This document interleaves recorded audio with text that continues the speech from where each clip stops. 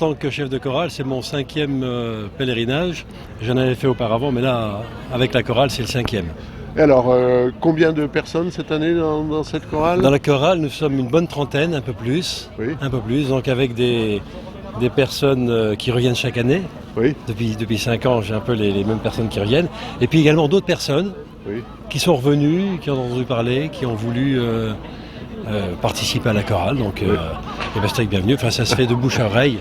Alors, c'est comme ça que ça se... D'où viennent-elles? C'est assez disparate parce que ça vient des personnes de Nantes, d'où je suis. Oui. Il y a des personnes qui viennent de Toulouse, des personnes qui viennent de Lorraine.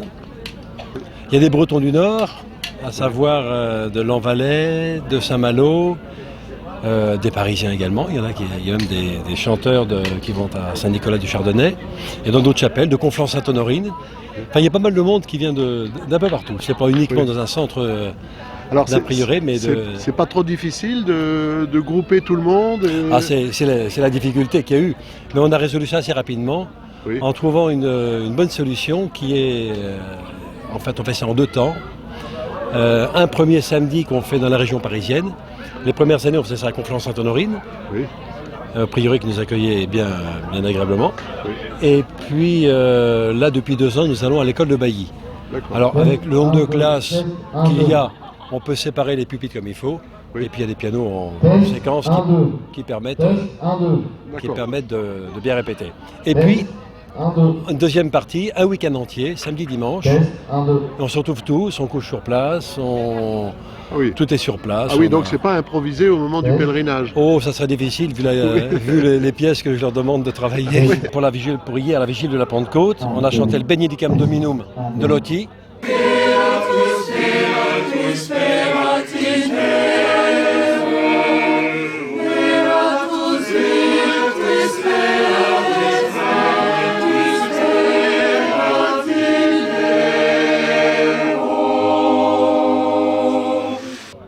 Et puis une autre pièce de Lotti, le Salve Regina.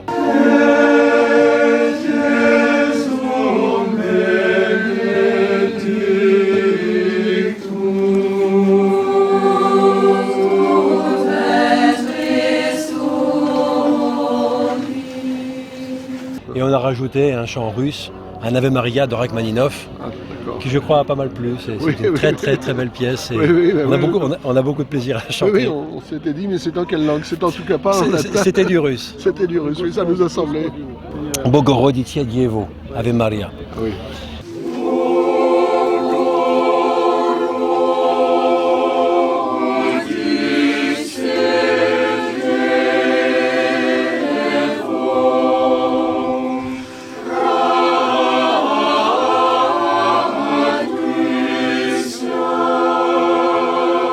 Pour aujourd'hui, nous allons interpréter des pièces de Mendelssohn.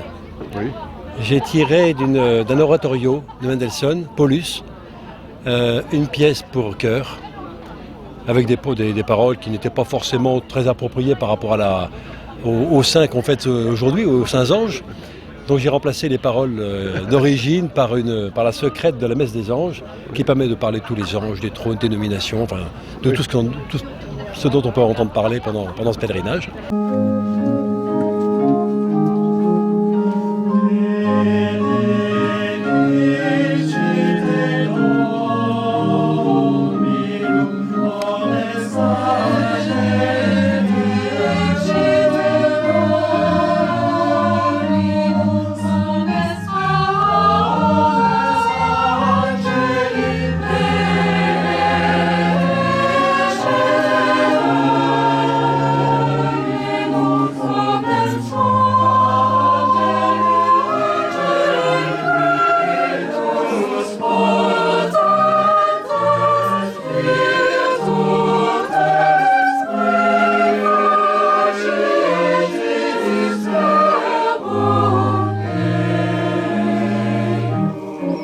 Et puis le Misericordias Domini de Mozart, très belle pièce qui fait une 12aine de pages et que les choristes ont eu à cœur de travailler longuement. On a beaucoup travaillé là-dessus. Et que vous prendrez à quel moment?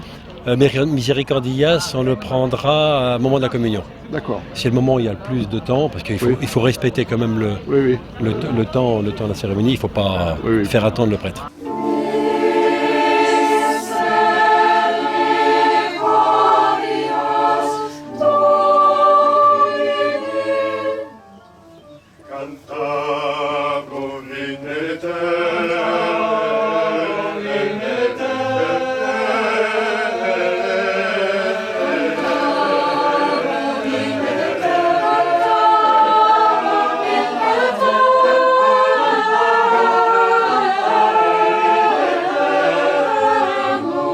Et puis une autre petite pièce qui est de Viadana, c'est un Au Sacrum.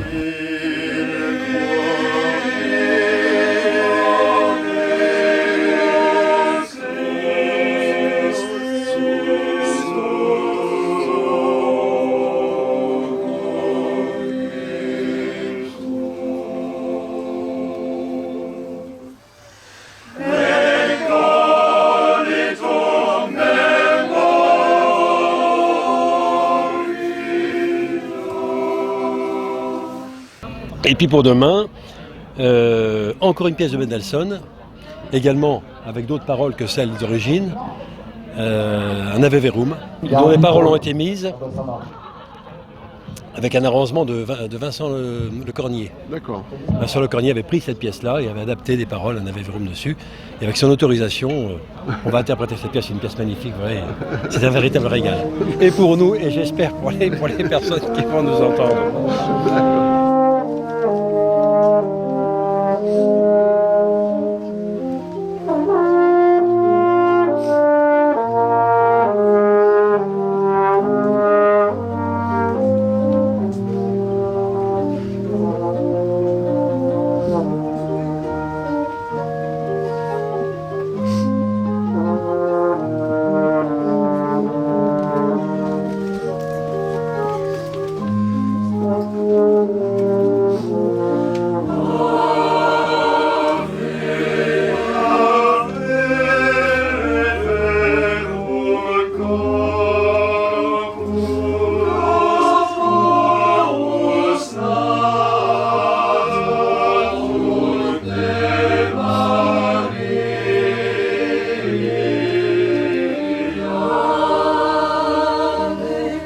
Et puis Mondonville, Dominus Regnavit, comme je suis en train de moment de la communion, quelque chose d'un peu éclatant, c'est bien, ça réveille un peu tout le monde. Ceux qui voulaient s'assoupir ne le pourront pas, ils le feront après quand ils seront partis.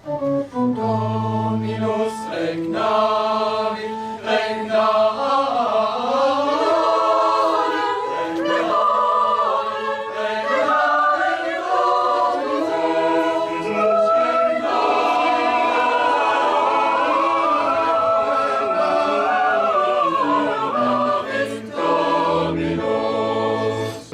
D'accord. Voilà. Donc c'est un magnifique programme alors. Ah, c'est un beau programme, oui. Et c'est intéressant, je prends des pièces peut-être un peu compliquées à la base, mais tous les choristes qui sont là-bas se déplacent donc 3 fois, enfin un week-end entier, 3 jours en fait, un week-end entier et un samedi comme je l'ai dit. Et le fait de se déplacer, ça demande des efforts, oui. Et il faut leur donner quelque chose de beau, de quelque chose de grand, oui. à produire. Oui. Qu'ils n'aient pas l'impression en repartant après 2 jours. Oui. Bon, se déplacer, mais oui. On aurait pu rester chez nous. Et en même temps, ça leur donne l'idée aussi pour beaucoup, parce qu'ils n'ont pas forcément une qualité de chorale comme on peut avoir là, parce que il n'y a qu'à Paris où il y a un corps constitué parfait, quoi, c'est merveilleux. Mais en province, il n'y a pas partout des très bonnes chorales. Il y a des bons chanteurs un peu partout, mais quelquefois isolés. Oui. De se retrouver, oui. ça les regonfle, et puis on repart chez soi, on dit tiens, on a fait quelque chose de... Oui. On a travaillé, on a fait quelque chose de beau, on peut faire des choses. Ça donne du courage pour la suite, pour l'année suivante. Vous avez une formation musicale à la base Oh, elle vient de mes parents surtout. Mes parents ont toujours chanté dans des chorales. Et puis je fais un peu de piano moi, quand j'étais gamin. Oui. Pas beaucoup travaillé comme beaucoup de gamins, mais bon. Et puis après ça, c'est autodidacte. Oh. Autodidacte, j'ai monté des chorales à droite et à gauche dans toutes les différentes villes où je suis passé. Oui. Où je suis passé et puis voilà. J'ai fait une formation aussi d'une semaine quand même, oui. Sur Paris, bon. Qui m'a apporté pas mal de choses. Donc j'essaie de mettre en pratique les choses, mais c'est intéressant. En tout cas, c'est très beau et j'espère que tous les spectateurs qui n'auront pas pu venir ni hier, ni aujourd'hui, ni demain pourront se régaler j'espère, en écoutant chacun des morceaux. Voilà, j'espère qu'ils apprécieront et par l'esprit, et puis en même temps, ça les permettra de s'élever également, parce que c'est aussi une prière, quoi. Chanter, c'est prier 2 fois, mais c'est surtout prier d'abord. Oui. Il y aura une fanfare demain donc dans la procession, avec pas mal d'instruments, ils sont une dizaine, là, c'est à travers Paris, oui. travers Paris. Et je crois même qu'ils ont prévu quelque chose pour la fin de la cérémonie. Ah bon. Pour la fin de la messe, redonner un petit air de...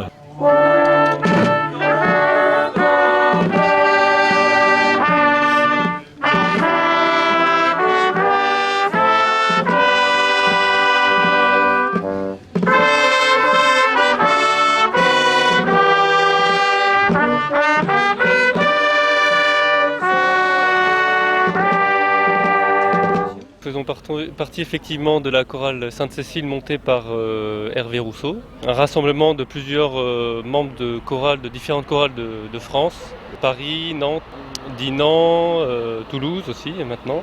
Vous-même, vous venez De Toulouse.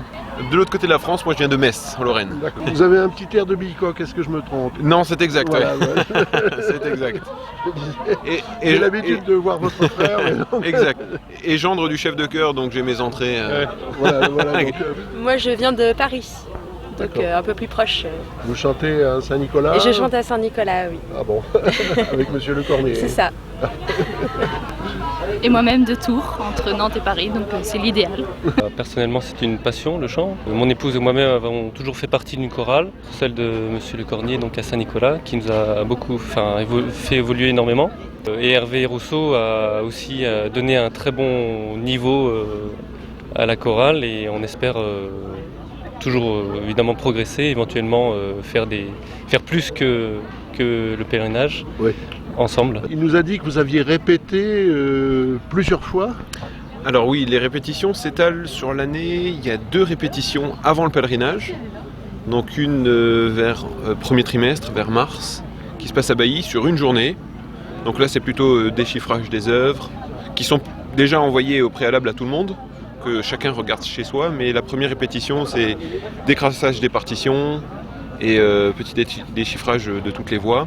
Et la deuxième répétition, qui avait lieu jusqu'à présent près de Saint-Malo et qui a eu lieu cette année près de Nantes, à côté de la Place Heulière. Et là, c'est une répétition qui dure le week-end, sur 2 jours, et là on met en place. Donc le chef de chœur apporte ce qu'on attend de lui, c'est-à-dire l'interprétation. Et donc là, on met en place concrètement le chant. Monsieur Rousseau nous a dit qu'il y avait des pièces assez difficiles. Oui, bon, je pense que effectivement, pour des c'est- gens qui chantent avec la chorale de Saint-Nicolas, ça ne doit pas poser le... Ah bah si, en musique comme dans beaucoup de disciplines, mais particulièrement en musique, il y a toujours beaucoup de travail à faire. Et quand par exemple on va chanter une œuvre de Mozart, ça demande beaucoup de répétitions. Donc. Il y a une œuvre qui fait 12 pages. Hein, C'est il nous ça, a dit. voire 14, le Misericordias Domini, oui. alors, 14 pages. Donc pas facile. Non, mais à la fin, on est content de l'avoir fait. Enrichissant.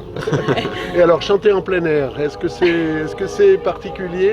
Est-ce que Alors, ça change? c'est sûr que ça donne pas le même son, la même harmonie que dans une église où la résonance est importante et agréable, mais c'est sympathique quand même.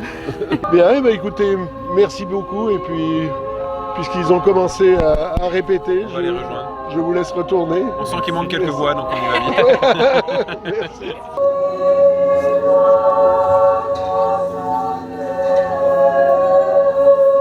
Alors, bonjour. Bonjour. Donc les 2 personnes qui s'occupent de la sono, Voilà, de la sono du pèlerinage. voilà. Alors c'est un gros boulot, Ça va. ça va? Ça marche maintenant? Pour l'instant, ça marche, oui. Mais moi, je viens d'Angers. Et moi, je viens de Vannes. Uniquement bénévole pour le pèlerinage, ouais. Vous avez aucune formation spéciale pour... Si, j'ai eu quelques formations dans le son, oui. Oui. Mais autrement, dans la vie, vous faites autre chose. Non, je travaille dans l'événementiel, oui, mais j'ai arrêté depuis un moment. Oui.